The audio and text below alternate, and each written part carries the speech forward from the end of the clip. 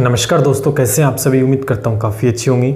और आज हम बात करने वाले आरएएस परीक्षा को लेकर। दोस्तों आप सभी को पता है कि आरएएस का जो प्री एग्ज़ाम है वो दोस्तों कंप्लीट दोस्तों अच्छे से कल हो चुका है।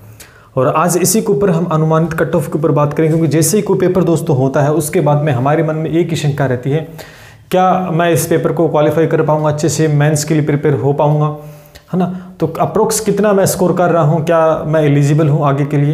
तो ये कुछ शंकाएं मन में दोस्तों चलती रहती है। आपने अलग अलग वीडियोस देखे होंगे, अलग अलग प्लेटफॉर्म में सभी जगह आपने देख ली होंगी। इससे पहले वीडियोस आ चुके हैं। जैसे ही पेपर फिनिश होता है उसके बाद में आपको पता है कि बहुत सारे वीडियोज़ आ जाते हैं, बहुत सी इन्फॉर्मेशन आपके पास पहुँच जाती है कि ये कट ऑफ रहेगी, ये पेपर है, बहुत सा एनालिसिस आपके सामने हो जाता है। कल मेरे पास भी पेपर पहुँचा, उसके बाद में पूरा मैंने विश्लेषण किया। कल मैं ये वीडियो नहीं डाला क्योंकि जल्दबाजी में कोई चीज़ मैं नहीं करता हूँ, पूरा एक एक देख कर। और उसके बाद में आज आपके सामने हम अनुमानित कट ऑफ के ऊपर बात तो करेंगे, लेकिन पहले पेपर का थोड़ा सा विश्लेषण कर लेते हैं कि पेपर का क्या रहा था। देखो, कई जगह बात सुनने को मिली कि पेपर इजी था, कई जगह ये बताया कि पेपर थोड़ा सा हार्ड था।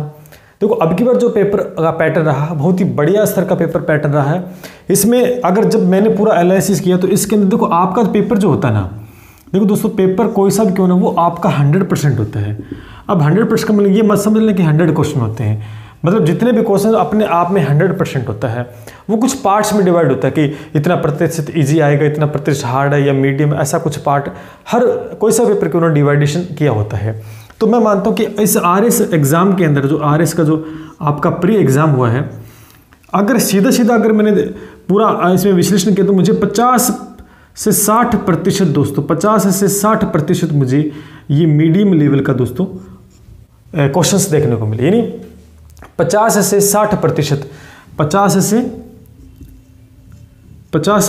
से 60% जो क्वेश्चंस थे ना आपके प्री के अंदर वो मीडियम लेवल के थे। मतलब इसे हम इजी नहीं कह सकते, ना इसे हार्ड कह सकते। यानी जो क्वेश्चन आए थे मैक्सिमम क्वेश्चन दोस्तों यहाँ पर मीडियम लेवल के थे, और एक अच्छी तैयारी वाला बच्चा इस क्वेश्चन को आराम से दोस्तों कर सकता था। उसके बाद में दोस्तों अगर हम देखें कि 20%, क्योंकि पीछे 40% बच गया, अगर 60% माने तो ठीक है। तो आप ऐसा करें, इसमें थोड़ा सा मैं एक्यूरेट ही आपको बता देता हूँ, जैसा कि मैंने विश्लेषण किया है कि जो आपका 60% जो रहा है वो मीडियम लेवल का आपका आया है। किस लेवल का क्वेश्चन? मीडियम लेवल के 60% क्वेश्चन थे। उसके बाद 40% बचा, तो 20% का जो दोस्तों पैटर्न रहा वो दोस्तों इजी लेवल कहूँगा मैं। इजी का मतलब ये नहीं कि हर एक कर देगा, इजी लेवल के प्रश्न थे। ऊपरी स्तर का थोड़ा सा गहराई में स्तर का पूछा गया तो इजी लेवल मानूंगा, क्योंकि आप आराम से उन प्रश्नों को कर सकते थे। और उसके बाद में अगर हम देखें तो 20% जो पैटर्न रहा इसे मैं हार्ड की कैटेगरी में इंक्लूड दोस्तों करूँगा। यानी इस प्रकार आपका इस बार जो पैटर्न था 2021 का डिवाइड किया गया था। हर बार आता है, लेकिन इस बार क्या था, अच्छे खासे क्वेश्चन मीडियम लेवल के दोस्तों आए थे। उसके बाद में इजी 20, ये दोनों इन दोनों का रेशियो दोस्तों इक्वल था। अब यहाँ पे जो मेरिट बनेगी दोस्तों वो डिसाइड करेगा ये दोनों, आपका मीडियम लेवल और आपका इजी लेवल। क्योंकि ये हार्ड लेवल जो होता है ये हर एक की बस की बात दोस्तों होती नहीं है, बहुत डेप्थ में चीज़ें डिस्कस की होती है, तब आप इन क्वेश्चनों को कर पाते हो। तो ये मान के चलो ये बच्चा जो सही करेगा ना वो बोनस पॉइंट है उसके लिए, उसका श्योर सिलेक्शन है, क्योंकि वो इन प्रश्नों को सही अगर कर देता है तो मान के चलो कि ये तो वो आराम से सही कर देगा, है ना। तो मेरिट जो डिसाइड होगी ना वो इस आपके 80% जो अंक आ रहे हैं, 80% जो पैटर्न रहा मीडियम और इजी का, ये डिसाइड दोस्तों आपकी मेरिट करने वाले हैं। इन प्रश्नों को जो सबसे ज़्यादा कर पाएगा वो आराम से मेरिट में आएगा मेंस के लिए, और ये अगर कर देता है तो आराम से दोस्तों वो मेंस के लिए एलिजिबल है, नो डाउट। अगर अब हम कट ऑफ की बात करते हैं, ठीक है, तो आपके सामने दोस्तों मैंने एक विस्तृत रूप से एनालिसिस करके आपके सामने मैंने कट ऑफ, अनुमानित कट ऑफ दोस्तों मैंने रखी है, ठीक है।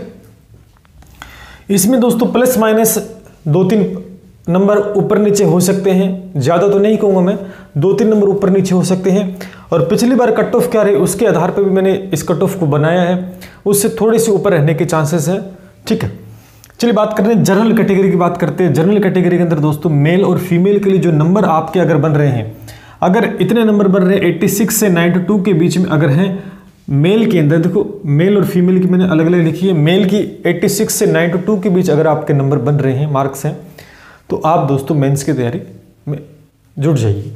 फीमेल में अगर देखें तो 78 से 82 के बीच में अगर फीमेल जनरल के अंदर है तो भी दोस्तों वो दौड़ के अंदर है, और आराम से मेंस की तैयारी शुरू कर दीजिए आज से ही दोस्तों। उसके बाद में अगर हम ओबीसी की बात करें, ओबीसी मेल और फीमेल, मेल के अंदर देखो 84 से 82, तो पिछली बार कट ऑफ बराबर रही थी जनरल की ओबीसी की, इस बार शायद थोड़ी सी कम देखने को मिले। 84 से 88 के बीच अगर नंबर बन रहे ओबीसी कैटेगरी में, अगर 1-2 नंबर आगे पीछे भी है तो भी वो बिल्कुल एलिजिबल है आपकी बार मेंस के लिए। और फीमेल में दोस्तों अगर 76 से 82 के बीच में अगर ओबीसी फीमेल के अंदर है तो भी दोस्तों फायदा है उसको, अब की बार वो मेंस की तैयारी कर सकती है।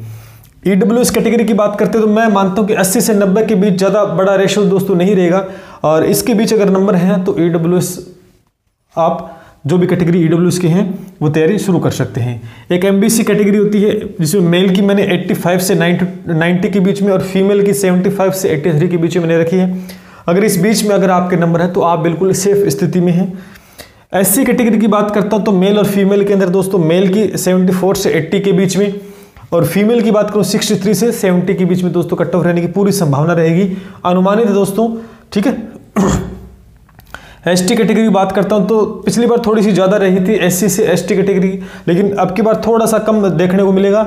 एसटी की देखो मेल के अंदर 71 से 80 के बीच में कट ऑफ रहेगी और फीमेल की दोस्तों 63 से 70, ये 70 है, 70 के बीच दोस्तों अगर नंबर बन रहे हैं तो आप बिल्कुल मेंस की तैयारी में जुड़ जाइए, क्योंकि एक अनुमानित कट ऑफ है, बाकी तो दोस्तों फाइनल आते क्या होगा, लेकिन इस बेस पे आप आगे की तैयारी दोस्तों कर सकते हैं। मैं ये मानता हूं कि जो बच्चा आरएस की तैयारी करेगा ना वो प्री की तैयारी नहीं करता, वो मेंस की तैयारी ही करता शुरू से, है ना, मेंस की तैयारी दोस्तों शुरू से करता है। तो इस हिसाब से अगर आपके नंबर बन रहे हैं और 2-3 नंबर आगे पीछे भी ना तो भी आपको डरने की आवश्यकता नहीं है, आप बिल्कुल मेंस की दौड़ के अंदर है दोस्तों। स्क्रीनशॉट ले लीजिएगा। मैं ये पूरा दावा कर सकता हूं कि इससे ऊपर नीचे 2-3 नंबर ऊपर नीचे हो सकती है दोस्तों, लेकिन ऑलमोस्ट यही दोस्तों कट ऑफ हमें देखने को मिलेगी आरएस प्री एग्जाम के अंदर, ठीक है। अब आपका आरएस प्री तो हो गया है और आप अपने अनुसार जो मैंने बताया और आप देख सकते हैं, आप तैयारी शुरू कर सकते हैं मेंस के लिए अगर आप इतने नंबर के आसपास हैं तो। अब आगे क्या करना है, देखो अब मेंस के अंदर आपको सबसे ज़्यादा, क्योंकि आप शुरू से ही मेंस की तैयारी करते हैं, ऐसा नहीं कि मैं प्री करूँगा पहले फिर मेंस की तैयारी करूँगा, नहीं, हमारा शुरू से टारगेट होता है कि हम मेंस की तैयारी करें, है ना। तो अभी समय भी दोस्तों कम मिलता है मेंस के लिए आपको, ये नहीं कि जितना प्री में अपने को टाइम मिला उतना मेंस, ऐसा नहीं होता, बहुत कम समय मिलता है। तो हमें अब ज़्यादा से ज़्यादा दोस्तों रिवीजन तो स्टार्ट रखना ही रखना है, लेकिन अब ज़्यादा से ज़्यादा आपको प्रैक्टिस सेट्स दोस्तों लगाने चाहिए मेरे हिसाब से।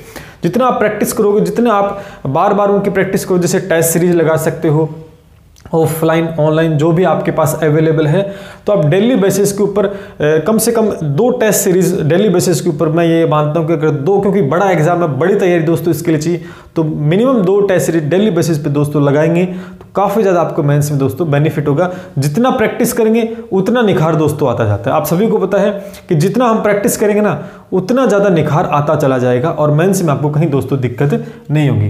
बाकी आप जो बच्चा आरएस की तैयारी करता है ना तो उसे बहुत ज़्यादा ज्ञान होता है, क्योंकि हर एक के बस की बात नहीं होती, उसके लिए पूरी अपने आप को तैयार करना पड़ता है, प्रिपेयर होना पड़ता है मेंटली और फिजिकली दोनों तरह से, क्योंकि बड़ा एग्जाम में बड़ी तैयारी करनी पड़ती है।